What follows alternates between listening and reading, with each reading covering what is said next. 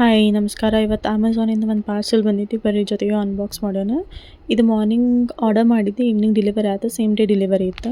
ನಾನು 2 items order ಮಾಡಿದ್ದೆ, ಒಂದು ಹೇರ್ ಕಂಡೀಷ್ನರ್ ಮತ್ತು ಒಂದು ಹೇರ್ ಸೀರಮ್. ಈ ಮಧ್ಯೆ ಏನೋ ವೆದರಿಗೆ ಭಾಳ ಡ್ರೈ ಫೀಲ್ ಆಗತ್ತಿತ್ತು ಹೇರ್ಸ್. ಸೊ ಅದಕ್ಕಂತ ಹೇಳಿ ನಾನು ಇಂಟರ್ನೆಟ್ದಾಗ ಚೆಕ್ ಮಾಡಿದ್ದೆ.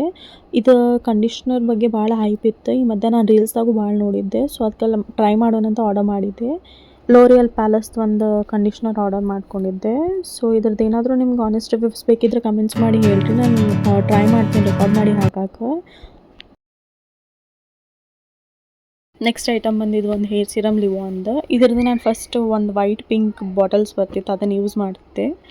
ಬಟ್ ಇದನ್ನು ಜಸ್ಟ್ ಟ್ರೈ ಮಾಡೋಣ ಅಂತ ಹೇಳಿ ಇದನ್ನು ಬೇರೆ ತರಿಸ್ಕೊಂಡೀನಿ. ಇದ್ರದ್ದು ಸ್ಮೆಲ್ ಮಾತ್ರ ಭಾಳ ಚಲೋ ಐತಿ. ಸೊ ಆಫ್ಟರ್ ಹೇರ್ ವಾಶ್ ಇದು ಗ್ಲಾಸಿಯಾಗಿ ಇರ್ತೈತಿ ಹೇರ್ಸ್ನ.